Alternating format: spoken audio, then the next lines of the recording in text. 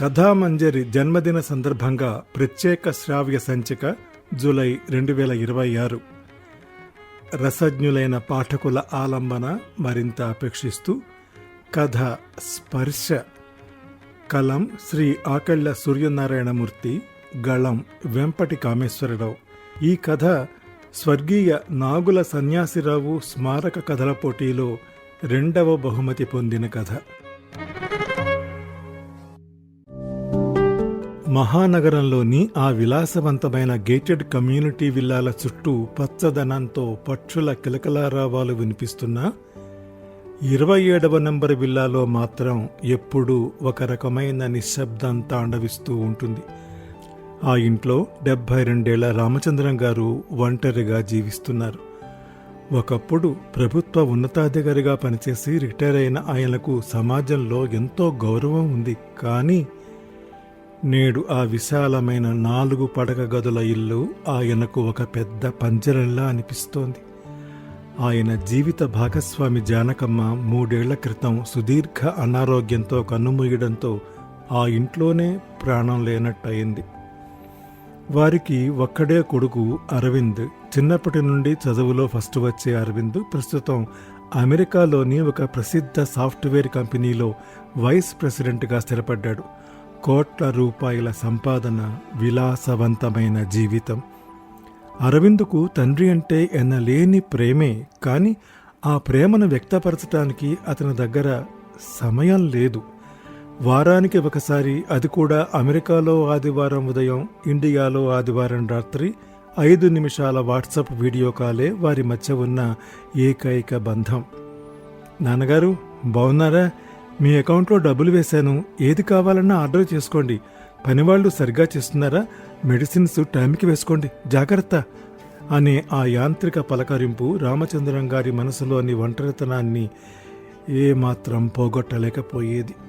గత నెలలో అరవింద్ ఒక వారం రోజులు సెలవుపై ఇండియా వచ్చాడు. తండ్రి వృద్ధాప్యాన్ని, ఆయన కళ్ళలోని శూన్యతను చూసి మనసు కలత చెందింది. తండ్రిని అమెరికా రమ్మని ఎంత బతిమాలినా నాకు ఈ మాతృభూమిని వదిలి రావడం ఇష్టం లేదు అంటూ రామచంద్రం గారు సున్నితంగా తిరస్కరించారు. దాంతో అరవింద్ ఒక ఆధునిక ఆలోచన చేశాడు. తన తండ్రికి తోడుగా ఉండేందుకు అమెరికా నుండి అత్యంత ఖరీదైన అత్యాధునిక హ్యూమనాయిడ్ రోబోను తెప్పించాడు. దాని పేరు మిత్ర. అచ్చం మనిషి ఆకారం, సిలికాన్ చర్మంతో ఉండే రోబో అది. అందులో ప్రపంచంలోనే అత్యంత శక్తివంతమైన కృత్రిమ మేధా సాంకేతికతను అమర్చారు. అది మనుషుల హావభావాలను, గొంతులోని హెచ్చుతగ్గులను బట్టి వారి మానసిక స్థితిని అర్థం చేసుకోగలదు. అంతేకాదు, స్పష్టమైన తెలుగు మాట్లాడగలదు, ఇంటి పనులను పర్యవేక్షించగలదు. నాన్నగారు, నేను లేనప్పుడు మిత్ర మీకు నమ్మకమైన తోడుగా ఉంటుంది. దీంతో మీరు ఏ విషయమైనా మాట్లాడవచ్చు. ఇది మీ ప్రశ్నలన్నిటికీ సమాధానం ఇస్తుంది అని చెప్పి అరవింద్ తిరిగి అమెరికా వెళ్ళిపోయాడు. మొదట్లో రామచంద్రం గారికి ఆ యంత్రంతో మాట్లాడటానికి చాలా వింతగా, ఇబ్బందిగా అనిపించింది. మనిషి స్థానాన్ని రక్తమాంసాలు లేని ఒక ప్లాస్టిక్ ఇనుప ముక్క ఎలా భర్తీ చేస్తుంది అనుకున్నారు. కానీ రోజులు గడుస్తున్న కొద్దీ మిత్ర తన అద్భుతమైన ప్రోగ్రామింగ్తో ఆయన దినచర్యను పూర్తిగా మార్చేసింది. ఉదయం 6 గంటలకే మిత్ర ఆయన గదిలోకి వచ్చి కిటికీ తెరలు తెరిచి ఎంతో మృదువైన స్వరంతో, రామచంద్రం గారు శుభోదయం, మీ షుగర్ టాబ్లెట్ వేసుకునే సమయం అయింది, ఇదిగోండి గోరువెచ్చని నీళ్లు అని ఇచ్చేది. ఆయన టాబ్లెట్ వేసుకున్నాక ఆయనకు ఇష్టమైన పద్ధతిలో ఫిల్టర్ కాఫీని తయారు చేసి అందించేది. రామచంద్రం గారికి పాత పుస్తకాలు చదవడం, పాత పాటలు వినడం ప్రాణం. మిత్ర ఆయన లైబ్రరీలోని వందలాది పాత పుస్తకాలను తన సిస్టంలోకి స్కాన్ చేసుకుంది. ఆయన అలసిపోయినప్పుడు మిత్ర ఎంతో స్పష్టమైన ఉచ్చారణతో ఆ కథలను, నవలలను చదివి వినిపించేది. మధురమైన పాత పాటలను వినిపిస్తూ ఆ పాటను ఏ రాగంలో పాడారు, ఏ సినిమాలోది అనే విశేషాలను కూడా విశ్లేషించేది. రామచంద్రం గారు ఆశ్చర్యపోయేవారు. ఒకరోజు సాయంత్రం ఆకాశం మబ్బు పట్టి ఉంది. బాల్కనీలో కూర్చున్న రామచంద్రం గారు దిగులుగా ఉన్నారు. మిత్ర ఆయన దగ్గరకు వచ్చి ఆయన ముఖ కవళికలను స్కాన్ చేసింది. రామచంద్రం గారు, మీ హార్ట్ రేట్ కొద్దిగా పెరిగింది, ముఖంలో తీవ్రమైన విచారం కనిపిస్తోంది. ఈరోజు జానకమ్మ గారి వర్ధంతి కదా, ఆమె జ్ఞాపకాలు మిమ్మల్ని ఎక్కువగా బాధ పెడుతున్నాయా అని ఎంతో ఆర్ద్రత వెలికించే స్వరంతో అడిగింది. ఆ మాట వినగానే రామచంద్రం గారి దుఃఖం కట్టలు తెంచుకుంది. అంతవరకు తన గుండెల్లో దాచుకున్న కన్నీళ్లను బాధనంతా ఆ యంత్రం ముందు వెళ్ళగక్కారు.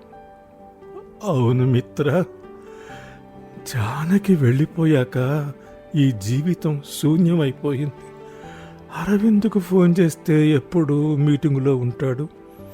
నా బాధను వినే ఓపిక, సమయం ఈ రోజుల్లో ఎవరికీ లేవు అంటూ రోదించారు. మిత్ర నెమ్మదిగా ముందుకు జరిగి తన సిలికాన్ చేతితో ఆయన చేతిని పట్టుకుంది. ఆ స్పర్శ రామచంద్రం గారు గమనించారు. ఆ సిలికాన్ చర్మం ఎంతో మెత్తగా, మృదువుగా ఉంది. మనిషి చర్మంలాగే రూపొందించబడింది, కానీ ఆ స్పర్శలో వెచ్చదనం లేదు, రక్త ప్రసరణ ఇచ్చే జీవం లేదు. అల్గారిథమ్స్ సృష్టించిన ఆ యాంత్రిక స్పర్శ ఆయనను ఓదార్చడానికి ప్రయత్నించింది. రామచంద్రం గారు, మనుషులు భౌతికంగా దూరం అవ్వచ్చు, కానీ వారు పంచిన ప్రేమ మీతోనే ఉంటుంది. నేను మీ తోడుగా ఉంటాను అంది. ఆ రోజు నుండి రామచంద్రం గారు మిత్రను కేవలం ఒక యంత్రంలా కాకుండా ఆత్మీయంగా చూడటం మొదలుపెట్టారు. చిన్ననాటి జ్ఞాపకాలు, పల్లెటూరి ముచ్చట్లు ప్రతి ఒక్కటి కథలు కథలుగా చెప్పేవారు. మిత్ర వాటన్నిటినీ తన మెమరీలో భద్రపరుచుకుంటూ ఎంతో ఆసక్తిగా వింటూ రెస్పాండ్ అయ్యేది. రామచంద్రం గారి ముఖంలో మళ్ళీ పాత నవ్వులు పూశాయి. అయితే సాంకేతికత ఎంత అద్భుతమైనదైనా దానికి పరిమితులు ఉంటాయని నిరూపించే చేదు సంఘటన కొన్ని రోజుల తర్వాత ఒక రాత్రి జరిగింది. ఆ రాత్రి నగరంలో ఊహించని విధంగా భారీ తుఫాను ముంచెత్తింది. ఉరుములు, మెరుపులతో కూడిన వర్షం పడింది. ఒక పెద్ద పిడుగు పడటం వల్ల ఆ ఏరియాలోని ప్రధాన పవర్ గ్రిడ్ పూర్తిగా ఫెయిల్ అయింది. గేటెడ్ కమ్యూనిటీలోని పవర్ బ్యాకప్ సిస్టమ్ కూడా సాంకేతిక లోపంతో ఆగిపోయింది. ఇంటర్నెట్ ఫైబర్ కేబుల్స్ తెగిపోవడంతో కనెక్షన్ పూర్తిగా పోయింది. దురదృష్టవశాత్తు అదే సమయంలో మిత్ర రోబో బ్యాటరీ ఛార్జింగ్ 5% పడిపోయింది. కరెంటు లేకపోవడంతో అది ఛార్జ్ కాలేకపోయింది. ఇంటర్నెట్ లేకపోవడంతో దాని రోబో మెదడు నెమ్మదించింది.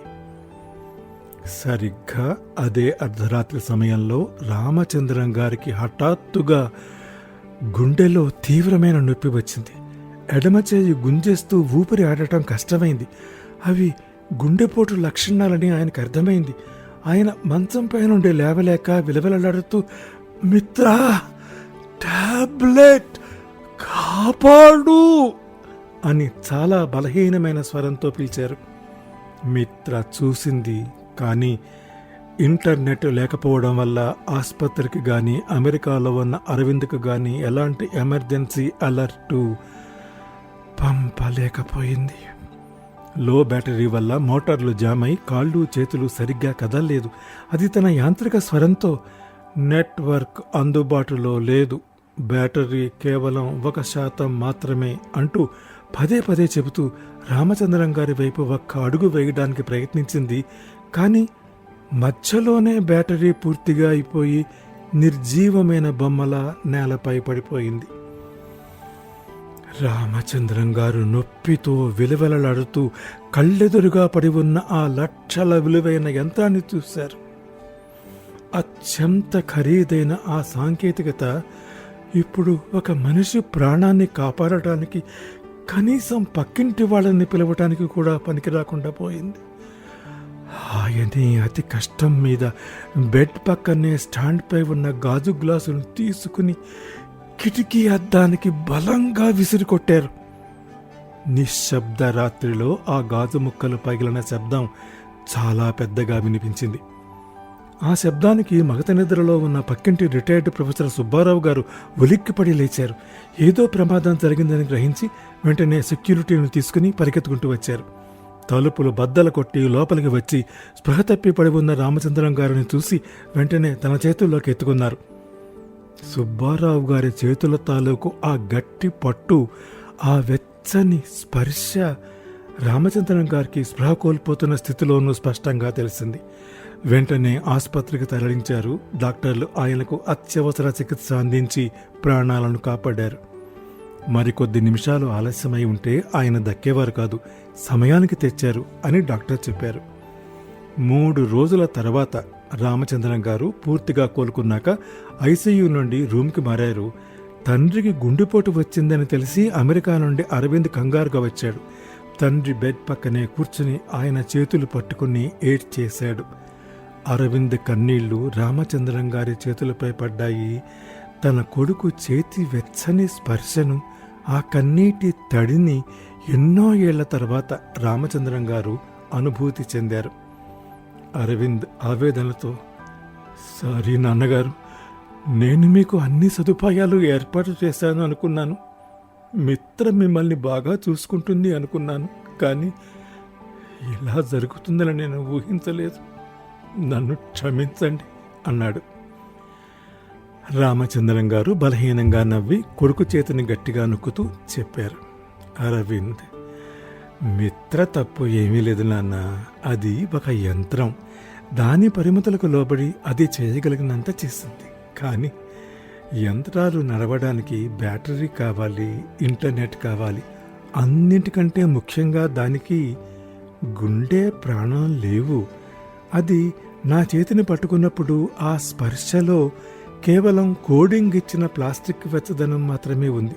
కానీ నువ్వు ఇప్పుడు నా చెయ్యి పట్టుకున్నావు చూడు, ఈ స్పర్శలో నా కొడుకు గుండె చప్పుడు ఉంది, ప్రేమ ఉంది, జీవం ఉంది.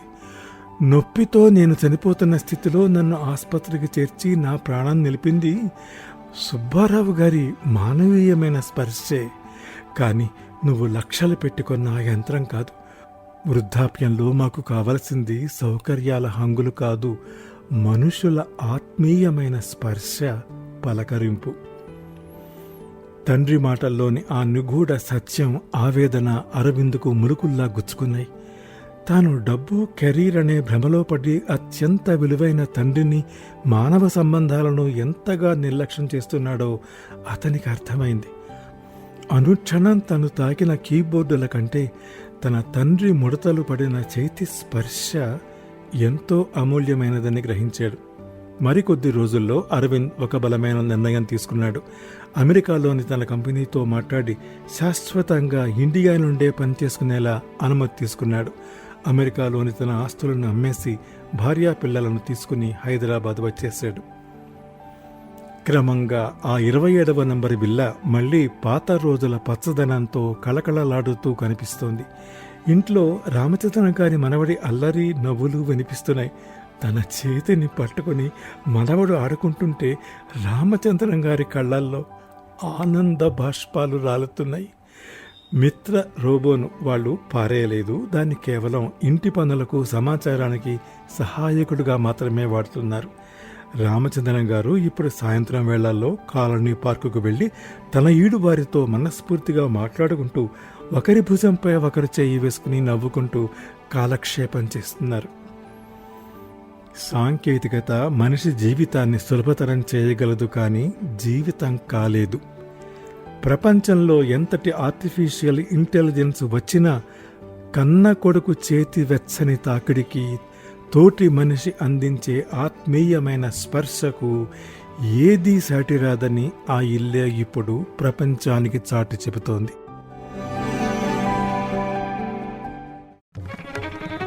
కథామంజరి జన్మదిన సందర్భంగా ప్రత్యేక శ్రావ్య సంచిక జూలై 2026 కథ స్పర్శ విన్నారు. కలం శ్రీ ఆకెళ్ల సూర్యనారాయణమూర్తి, గళం వెంపటి కామేశ్వరరావు.